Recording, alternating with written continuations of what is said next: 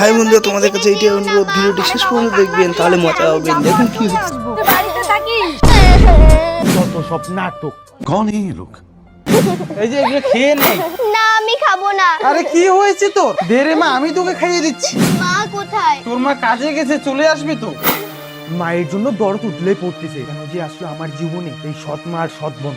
সজল, তোর মাকে একটু ডেকে নিয়ে আয়। হ্যাঁ ভিডিওটি শেষ পর্যন্ত দেখবেন, তাহলে মজা হবে। দেখুন কি চলছে এই ভিডিওটি। আর হ্যাঁ আমি জানি, এই মানুষগুলো টাকা ছাড়া কিছুই বুঝে না। আজকেই শেষ করে দিব।